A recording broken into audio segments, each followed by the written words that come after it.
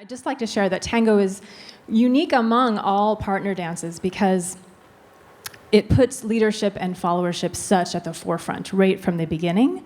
There's no basic step, there's no repeating pattern that you learn in that particular dance. So right from day one, you're asking yourself this question: what do I do when I'm the leader? What do I do when I'm the follower?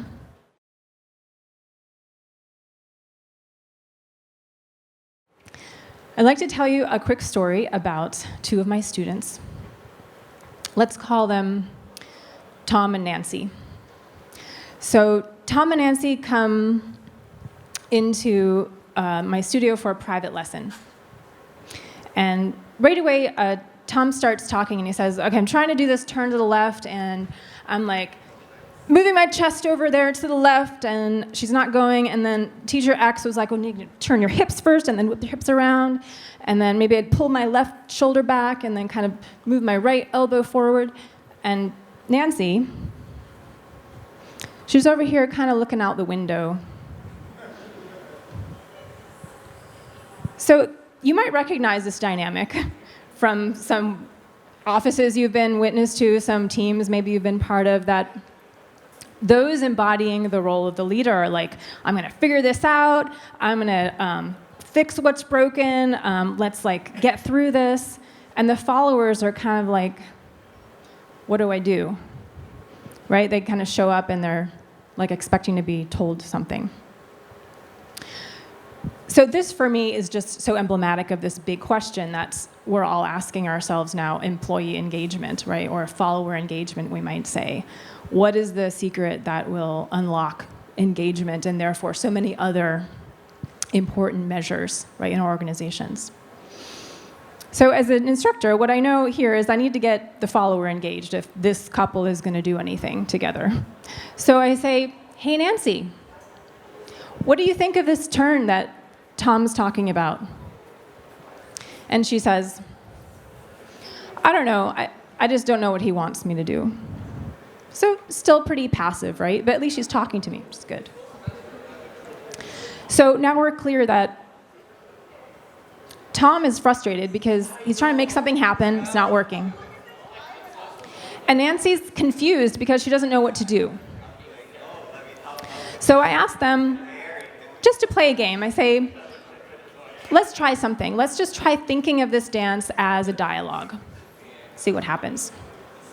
I give Tom this very specific instruction. I ask him, get in their dance position. They arrange their arms and legs the right way. And I say, all you're going to do here is you're going to create a signal, a little physical pressure with the right arm, not enough to, push her over. She's not a piece of furniture, right? You're not trying to shove her over. You're just trying to create a feeling for her, right? Something that she can pick up on. I say to Nancy, when you feel the signal, immediately, as soon as you feel it, take a nice step in that direction, whatever direction the signal's going in. Make it comfortable, make it balanced for you, any way that you feel makes sense. So I watched them play with this a little bit. He's making signals, she's taking steps. They're turning to the left. They're turning to the right, which is the harder side, by the way. And it seems to be working, right? I'm kind of standing back. And then suddenly Tom's like, whoa, wait a minute. You mean that's all I have to do? So he's like stunned that this thing he's been struggling with for weeks and weeks is just working, right? Because he's doing less, not because he's doing more. So then I say to Nancy, what do you think? How's it going for you? She's also very surprised in a different way. Nancy says, wow, that's a lot of work. But then she says, but it's a lot more fun. And she says, I didn't realize I had so much input. I didn't realize I had so much influence in what happens. So you had an experience with two different people here with this exercise. It's a little more subtle. You have to use more of your observational acuity. What did you notice in the follower role that made this work? What were you doing when you were the follower? So throughout the entirety, with both partners I've been able to do this with, the commitment to the role establishes everything, and it's easy once I commit to that. I know where I really understand my role, and we were even talking about even when we changed it up. You're learning. She might take 2 steps this way. Oh, that caught me off guard, but it was quick. I still understood my role and was committed to following that. So it makes it a whole lot different, but manageable and doable, and easy to stay engaged when you commit to whatever that role is, and you're committing to what the purpose is. We had the same experience, and I kept telling her that through my peripheral vision, I could see and sense the direction. But once we were in sync, we actually were able to do a little more in sync, even at a different pace. So my question to you for this exercise is, how did your partner's choice impact your own, right? Whether from the leader or the follower perspective. How did your partner's choices impact your own choices?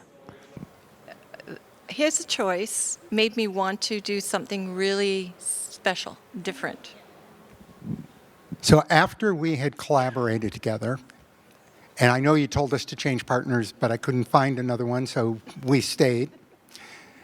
I actually wanted to be creative with this person because I had enjoyed the collaboration part. So it made me want to move in that direction.